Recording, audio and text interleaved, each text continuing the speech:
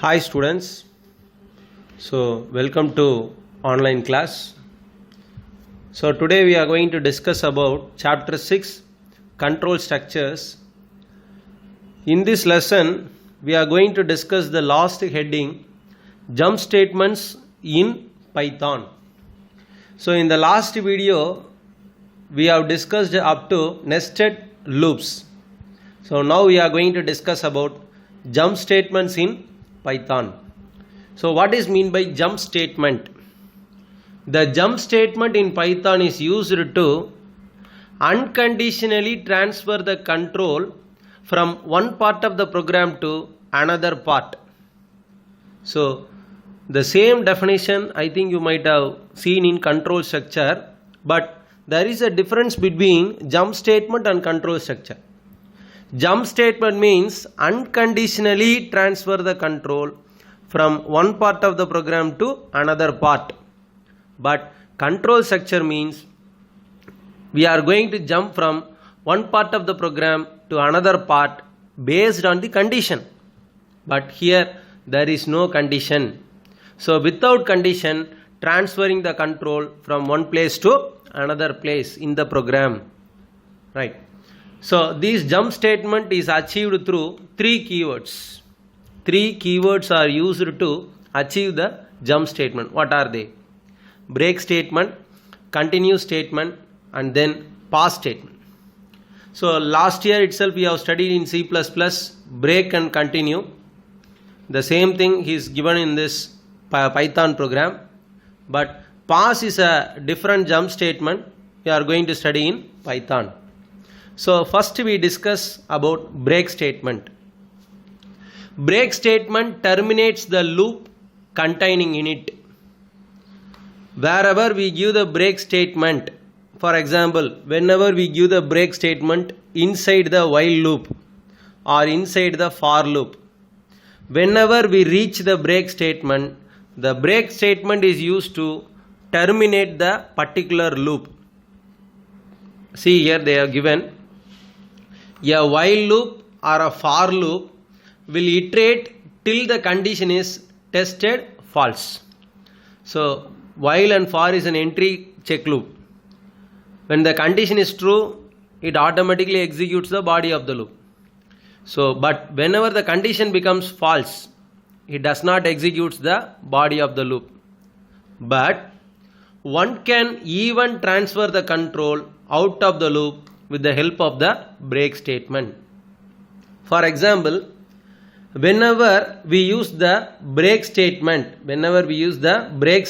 inside the while or for, we can transfer the control out of the loop if the condition is true. See, while loop is used to terminate the loop or for loop is used to terminate when the condition is false. But whenever the condition is true, the while loop executes the body of the loop. The for loop is also used to execute the body of the loop. But we can use the break statement and then we can transfer the control out of the loop. Here transfer in the sense terminate. So we are going to terminate with the help of the break statement if the condition is true. So when the break statement is executed, the control of the program goes out of the loop, comes out of the loop and starts executing the segment of code after the loop structure. So whatever is given after the while loop, whatever is given after the for loop, that particular segments, that particular statements will be executed. Right. Let's see this with the syntax and flow chart. So what is the syntax? We want to use the keyword break. So wherever we want, we can use the keyword break. Now see here. So what they have given here, you can see how it is working. So they have used for loop. Inside the for loop they are using if condition. Inside the for loop they are using if condition. So inside the if they have given the break. So now what will happen? First of all, the for loop will work. whenever the condition is true, it starts with the starting value, so automatically it gets inside the for loop. We have given the condition, if condition. If the condition is true, so we are automatically executing the break statement. So whenever we execute the break statement, the code comes outside the for loop. So the code will not be inside the for loop. The control is transferred outside the for loop. In the same method, they have given for while loop also. So inside the while loop, they have used if condition. So whenever the if condition is true, it automatically breaks from the while loop. It automatically terminates from the while loop. So the working is given with the arrow mark. From the arrow mark, you can see the control, how it comes out of the loop. Right, now you see the flow chart. From the flow chart you can understand how the control is transferred and then how it comes out.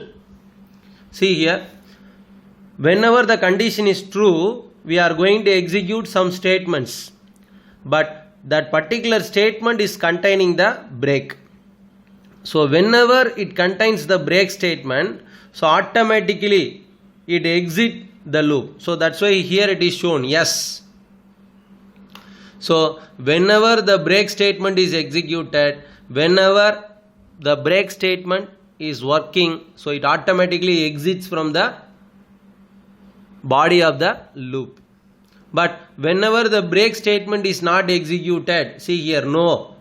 Whenever the break statement is not executed, remaining body of the loop will be executed. Remaining body means the statements, the other statements, except the break statement, the other statements will be executed.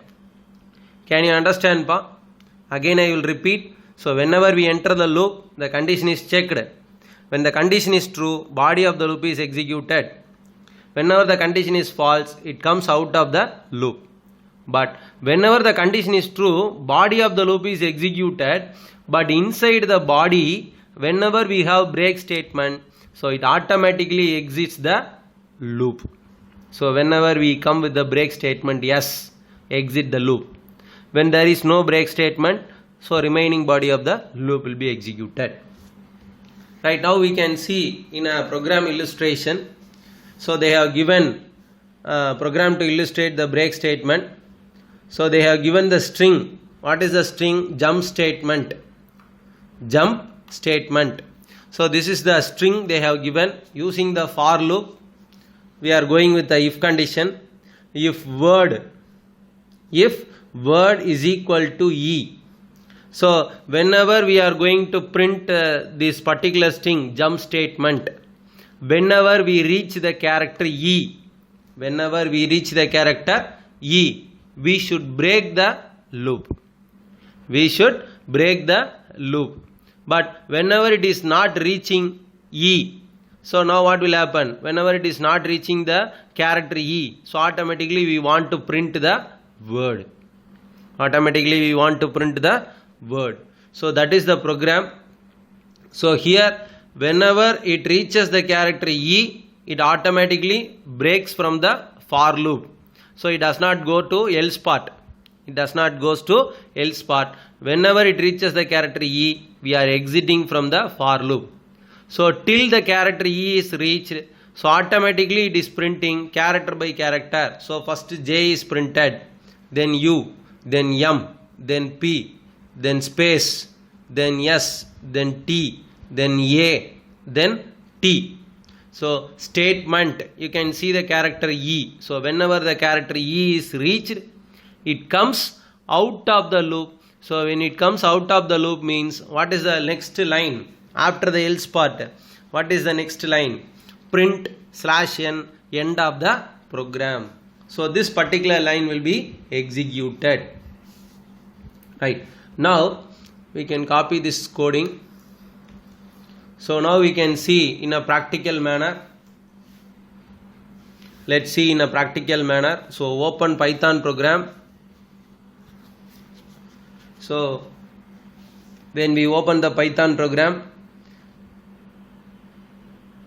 so Ctrl+N keyboard shortcut is used to open the script mode programming. So control plus N, control plus V. So now we want to do the indentation.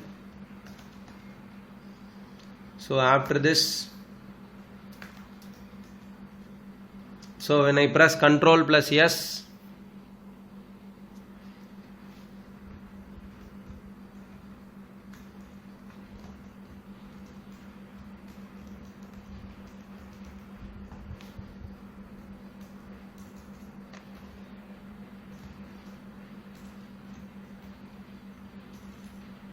so some changes we want to do here because end of the loop.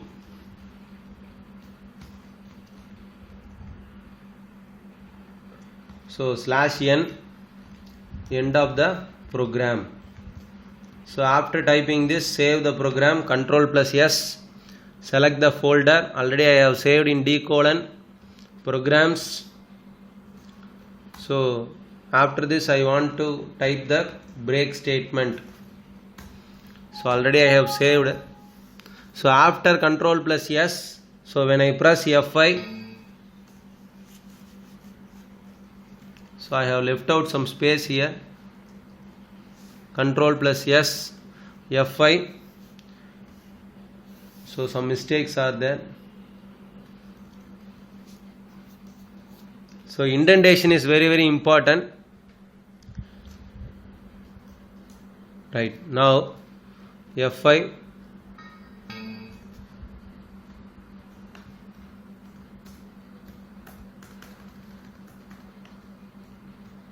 So whenever you type the coding, whenever we press F5, so there is some mistakes are there. Let's change the mistakes.